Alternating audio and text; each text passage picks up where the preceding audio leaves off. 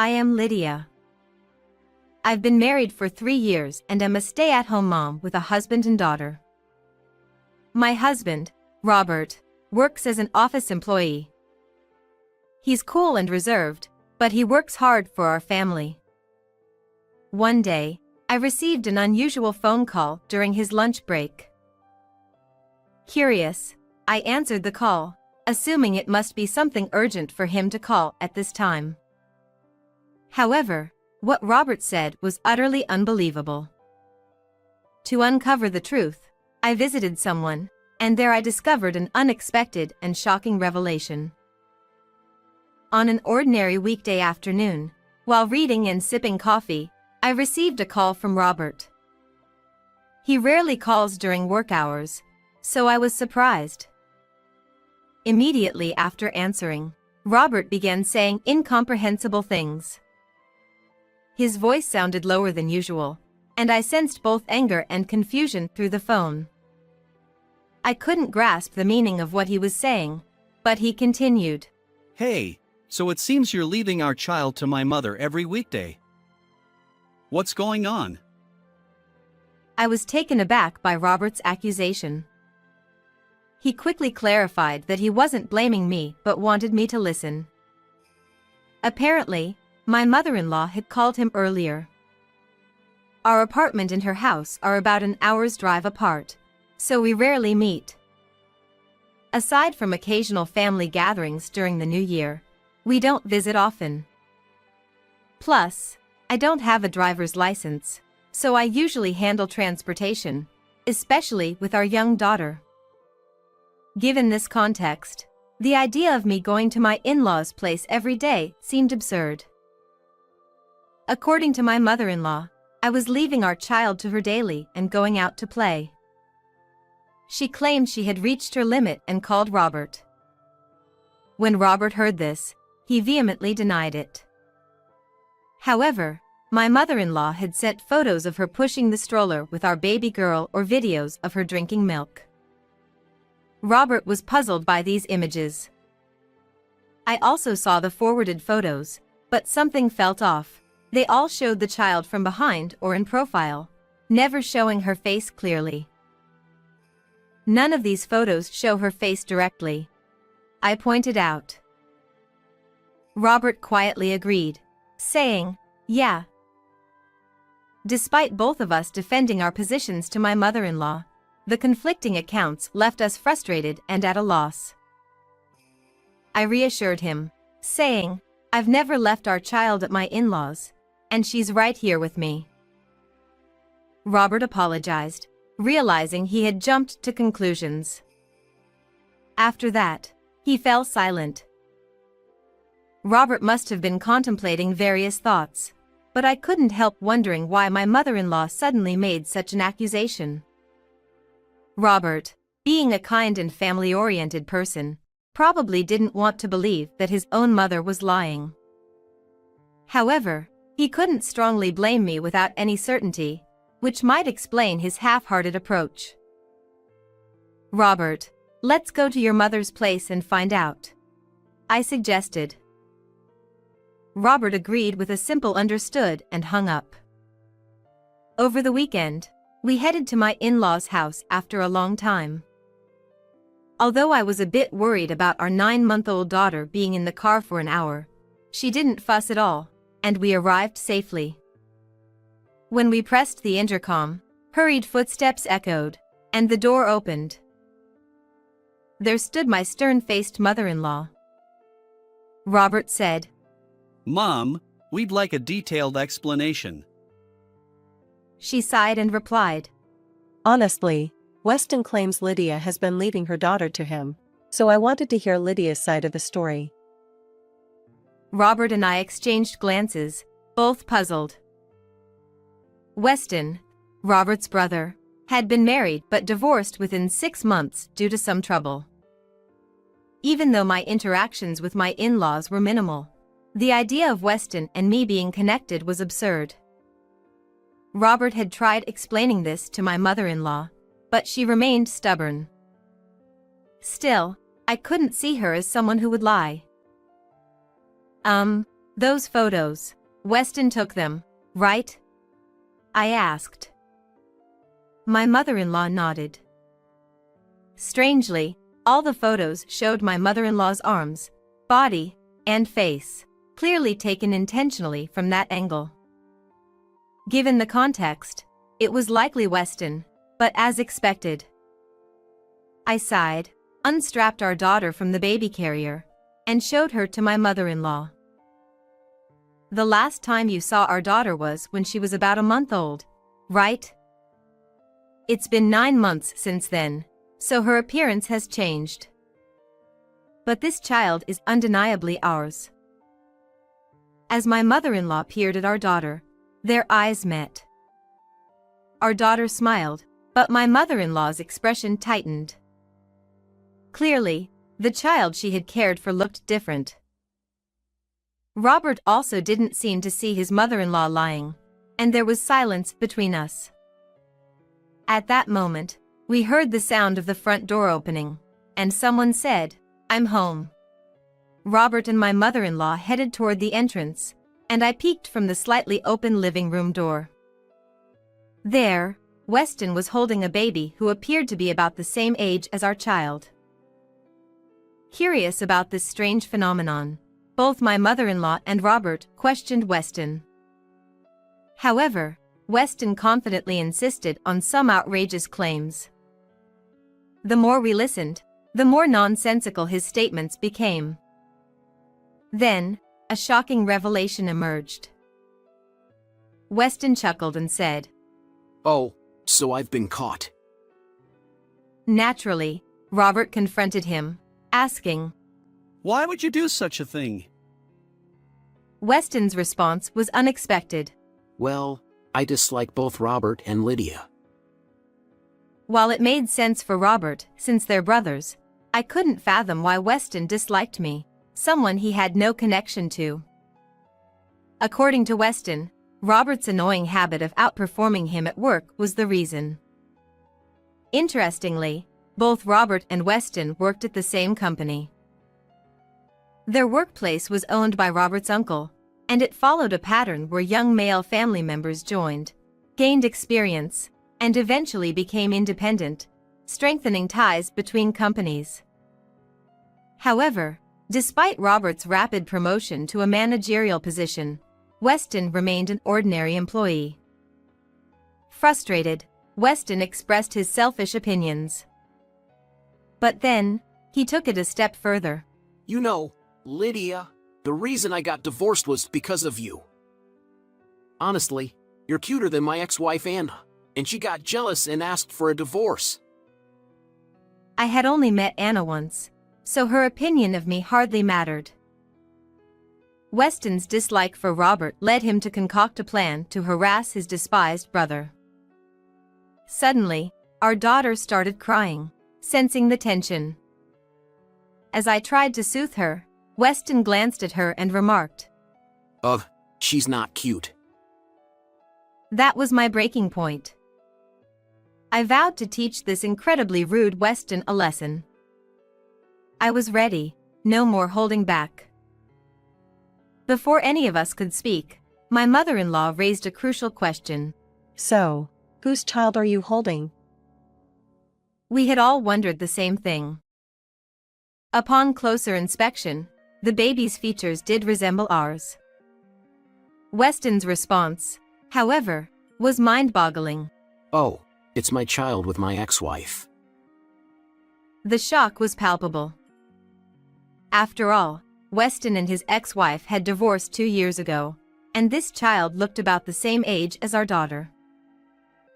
Weston broke up with Anna 2 years ago. Would it be strange? Weston briefly showed panic before regaining composure. No, right after we split, I found out she was pregnant, and, well... But his statement had an obvious contradiction. If you knew about the pregnancy 2 years ago, the child would be around 18 months old, right? I pointed out. Weston stumbled over his words, and Robert added, You said that Anna was married to a rich man after divorce with you. Finally, Weston's confident facade cracked, revealing his anxiety. Did I really say that? Ha ha ha. His face was smiling, but his eyes darted left and right, clearly flustered. Just then, Weston's phone rang. He panicked, muttering. I remembered Anna said she'd call later. I swiftly snatched his phone away. Weston reached out to retrieve it, but Robert intervened. I pressed the call button, and Anna's voice came through. Hello? Listen, my husband is coming home early today, so could you return our daughter around 4 p.m.? She chatted away, assuming she was speaking to Weston. When I introduced myself, there was silence. After a few seconds, Huh? Why are you there? Clearly agitated, Anna demanded an explanation. I instructed her to come over and hung up. We waited for about 30 minutes until Anna arrived. As soon as she entered the living room, she snapped at Weston. Why did you get caught? Weston stammered, explaining how he misunderstood Anna's pregnancy timing, given that she was now married to someone else. Anna's anger flared. This idiot. And why did you tell your mother that Lydia's child was yours? You should have said it was your girlfriend's child. She grabbed Weston's collar, furious at his honesty. Upon further inquiry, it turned out that Anna divorced Weston 2 years ago and remarried 6 months later. While the reason for their divorce seemed to involve me, there was another significant factor. Weston had accumulated substantial debt, making repayment impossible. So, they faked their divorce. Legally separated, Anna married a wealthy man who had been pursuing her. Despite the fake divorce, their lingering feelings remained. Anna withdrew money from her new husband's savings to help Weston repay his debts. Even after the divorce, they met frequently, and during one of those encounters, Anna became pregnant with their current child. Well, it's not entirely implausible, right? But were you planning to remarry after paying off the debt? I asked incredulously. Weston and Anna fell silent. My mother-in-law couldn't hold back. Your actions are outright infidelity. Pay proper compensation to Anna's current husband and decide your future. And why did you push your child onto me, claiming it was Lydia's? Weston's feeble excuse, about finding parenting difficult and wanting to hang out with friends, elicited collective sighs. Suddenly, Robert interjected. So what about you and your current girlfriend? Anna hesitated, saying, Well, that's just another excuse. But I noticed Weston's pained expression. Anna, judging by Weston's reaction, it seems like he's telling the truth, I remarked. Weston snapped back, denying everything, but Anna's face tightened. Unable to bear everyone's scrutiny, Weston tearfully confessed. Actually, I'm dating someone I met on a dating app. She's pregnant with our child, and we plan to get married eventually. At that moment, Anna's eyes widened, and she grabbed Weston's collar. What? After I helped you repay your debt and even raised your child, you're impregnating another woman and planning to marry her. The sound of a recording ending interrupted the tension. All eyes turned to Robert. I've recorded everything just now. I'll report Weston's actions to our uncle. As soon as Robert spoke, Weston turned even paler. Weston stammered. Wait! That's a problem. If our uncle finds out about this, I'll be fired. But Robert had already sent it to their uncle, leaving Weston in despair, collapsing to his knees. Anna's actions aren't blameless either. So let's not solely blame Weston, I suggested, redirecting Anna's anger toward me. Anna, now crimson with rage, pushed me and exclaimed, Aren't you entirely at fault? Being cuter than me is your biggest sin. Her words made little sense. Nursing my scraped knee from the push, I continued, this recent incident could be considered assault, right? My brother is a lawyer, so I'll report this to him. Excuse me for now. Anna, alarmed by the mention of a lawyer, frantically apologized. While my mother-in-law intervened to calm them down, we quickly got into the car and left the family home. Later, Robert's uncle, after watching the video, was furious and promptly fired Weston. It's a downside of running a family business. Such matters can be resolved swiftly. Additionally, my mother-in-law was livid that her son had disrupted another family and immediately contacted Anna's husband.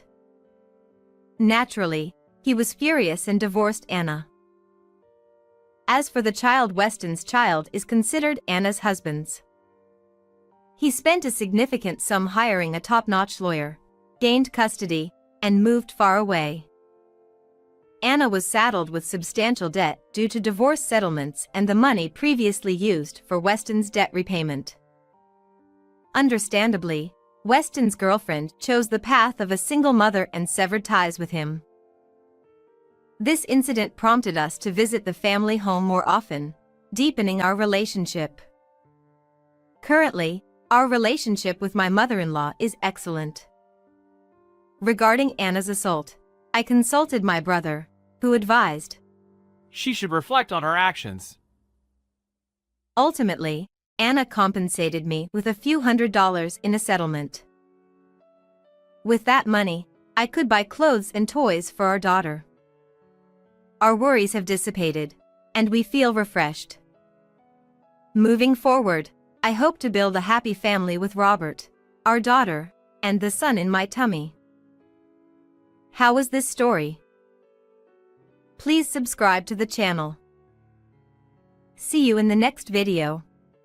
Can you lend me $150? I'll definitely pay it back. Under the scorching 97 degrees Fahrenheit sun, my grandson arrived at our house after an hour of cycling. His face was beet red, and he looked utterly exhausted. I need to pay my school lunch fee quickly, or I won't be able to go to school. I glanced at my husband, seeking help, and he stood in front of our grandson with a fierce expression. You came to borrow money from us. My name is Sarah, and I'm 67 years old. I live with my husband Kenny, and I retired from work 7 years ago. Our only son, Max, had already grown up and left home, and we were living a somewhat mundane retired life with no particular hobbies. However, 7 years ago, during my retirement, there was one daily joy, the birth of my grandson, Martin. He was incredibly adorable, the apple of my eye. Unfortunately, that happiness lasted only a year. You see, Max's ex-wife, Jessie, was having an affair. And to make matters worse, it turns out that Martin's biological father isn't Max but Jessie's affair partner, the CEO of a major company. Despite the usual tendency for mothers to have custody, Jessie's remarriage to this wealthy man put her in a more advantageous position. To add to the unfortunate timing, Max received an overseas work assignment, leaving me with no choice but to relinquish custody of Martin. And so, separated from our grandson, we lived our days feeling purposeless.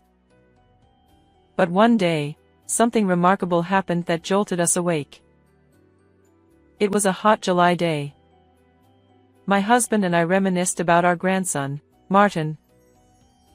You know, Martin will be starting elementary school this year. Can you imagine how cute he'd look in a little suit? Yeah, I know. But it's no use. Martin is already living with his new family. I understand, but we were supposed to be getting ready for summer vacation by now, so that Martin can come stay with us anytime. As I looked out the window, basking in the sun's warmth, I couldn't help but wish that my grandson could share this moment with me. Just then, the doorbell rang.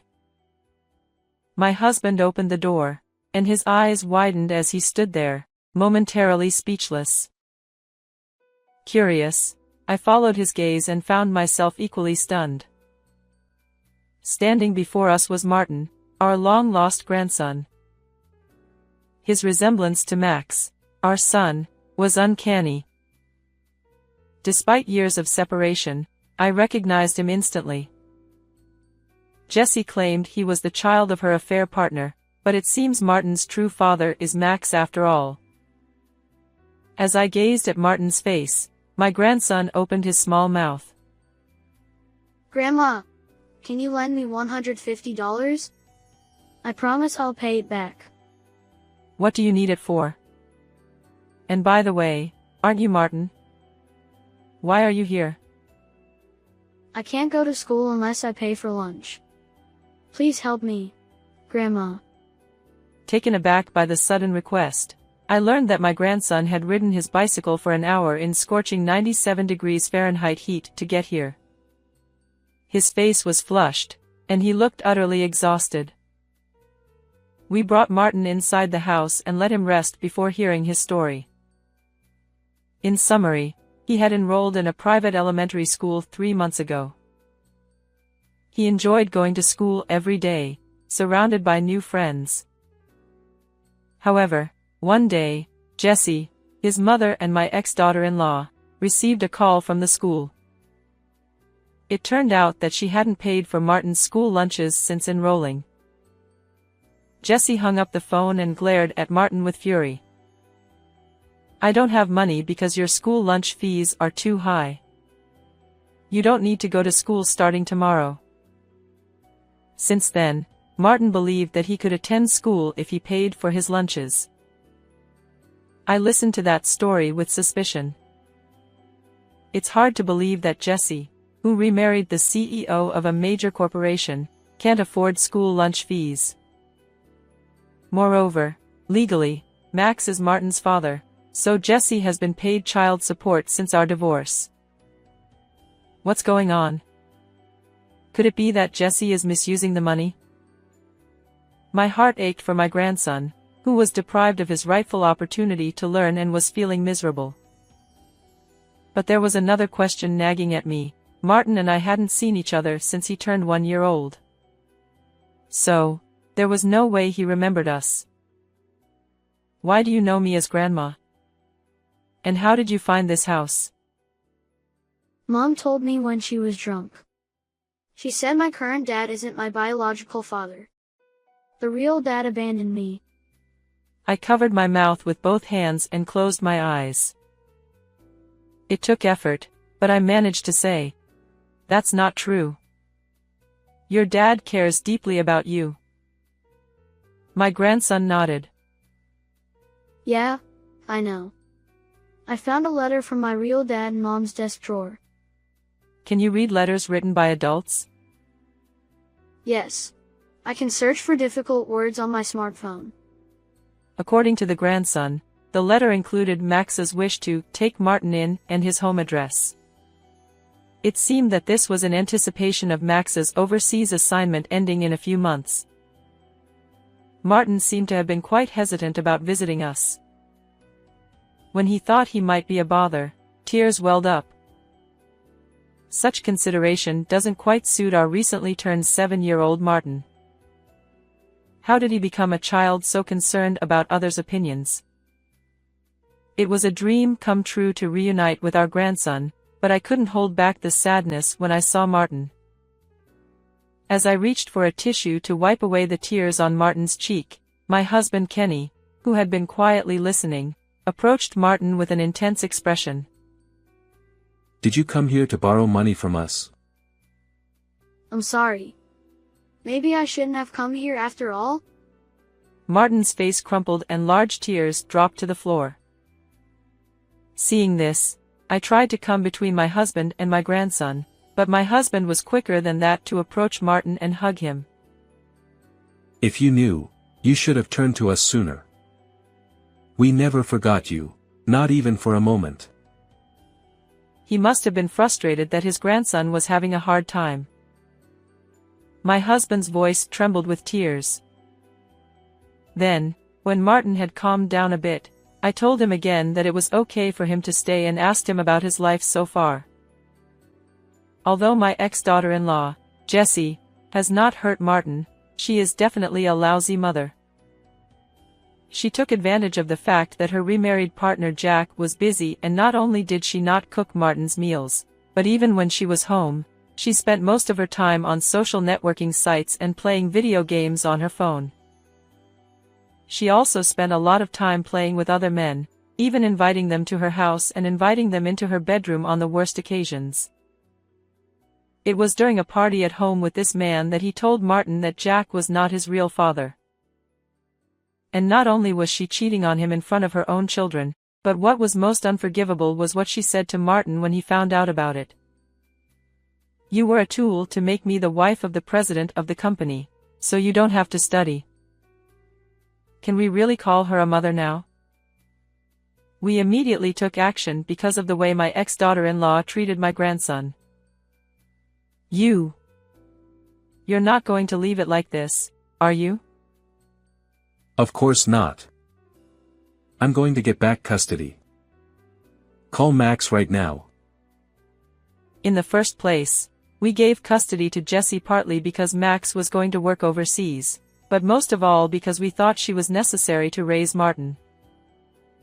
However, since she was not taking care of the child properly, we could not leave Martin with her any longer. When I explained this to Max, he said, "I can't leave right away, but I have an idea," and hung up the phone. The next contact I made was with my ex-daughter-in-law, Jessie, who said, "I'm going to leave Martin with you for a while. I'm going to keep Martin for a while." "Oh, okay. Then, please take care of him for me." I was surprised at how quickly she answered. She seemed to be neither surprised nor opposed to our son Martin staying with us, as if her current husband was on a long business trip and it was just convenient for her. Or maybe she really wasn't interested in Martin. 2 weeks later, we took Martin to visit my ex-daughter-in-law at her home. When I rang the doorbell, she appeared in a tedious manner and ushered us alone into the living room, except for Martin. "Martin, go to your room. Don't you understand unless you're told every single time?" Seeing Martin, whose cheerful smile he had shown us had disappeared and he had become very quiet, I felt sadness and anger toward my ex-daughter-in-law at the same time. A deep crease was clearly etched between my husband's eyebrows. Let me get straight to the point. Give our son custody right now. What? What is that? You're just taking care of Martin for 2 weeks and you're getting all worked up about it. Besides, Max is overseas, isn't he? Jessie laughed at me with a pompous attitude. She must know that once the custody is decided, it is not easy to take it back. Max will be back home soon after his overseas assignment, so there's no problem. Oh, really? I'm the one who can afford it financially, and I'm the one who can make Martin happy, so the answer is obvious, right? Right. That's why I'm asking you to give us custody. What? Are you even listening to me? That's what you are, old granny. I told Jessie, who was spitting back at me, why Martin had come to my house 2 weeks ago. How is it that you are so wealthy and don't pay for school lunches? She didn't think we knew about it, and she mumbled, "Martin, he..." and then gritted her teeth. "And you're still his mother, forbidding him to go to school. He's even talking about that. Oh, That's so annoying. I told him that Max and we will raise him together. Why are you so obsessed with Martin that you have to treat him so badly? I could hear my own voice trembling with anger. But Jessie gave a thin smile and said the impossible words. Of course it's obvious. He's Jack's child. That's why Jack married me. You know what I mean. I needed him to be Mrs. President. This is the story I later heard. Jessie falsely claimed that Martin was Jack's child and forced him to marry her. Jack himself had wanted a successor as president of the company, and he believed it and agreed to marry her. I knew how my ex-daughter-in-law felt about Martin, but I couldn't help but feel sorry for Martin when she put it into words. The only saving grace was that Martin was in his room and was not listening to Jessie. You really do think of Martin as a tool, don't you? So what? Still, I'm his mother, so it doesn't change the fact that I have the advantage. You old people with your pensions and your spare time should stay out of it. What kind of mother are you, that when you lived with Max you were cheating on him, and now you are cheating on someone else, and in front of Martin's eyes? Jessie is clearly upset because she has hit a sore spot. You're going to be found out by your current husband before long, and you need to give custody back to Max before Martin becomes unhappy. Just as she was about to finish or not finish those words, Martin came out of the children's room. Mom, I know you like other men more than me. I want to live with my dad at Grandma's house. I had heard Martin's feelings before, but I had never expected my young grandson to say it himself. Jessie's eyes widened in surprise. What are you talking about, forgetting that I gave birth to you? What are you going to do if I get a divorce? If you don't tell them, they won't know, so shut up. As I was getting too much out of line, the front door opened and a certain someone walked in. It was Jessie's second marriage. It was Jack, Jessie's current husband. I guess I wasn't Martin's father. Hey, what are you talking about? There is no way. Martin is definitely your child. Max told me everything. And I got an email with a picture of Max as a child, and he looks exactly like Martin. I'll give custody to Max. My son Max, who said he had his own ideas. He didn't think his ex-wife would be easily convinced, so he reached out to Jack first. Don't be silly. That boy is your successor, remember? You told Martin, didn't you? You told Martin that Max is the real father. If you still insist on saying it's my child, you want a DNA test. Jessie was silent for a moment, but then her eyes suddenly lit up. Well, we can give Martin back to Max and we can have another baby. Then let's just get rid of these people and Martin. You really think I'm an idiot, don't you? I told you Max told me everything. And that you were having an affair. You're being deceived. There is no proof of that anywhere. I was getting numb to my ex-daughter-in-law, who was brazenly trying to cover it up to no end. At this point, I confronted her with the photos I had taken of her cheating on her husband. They showed them hugging and kissing each other in a hotel cafe, as well as the moment she brought the cheating partner into her home. Wait, when did you, how? Just like you said. We are bored old folks. It's easy enough to take pictures like this.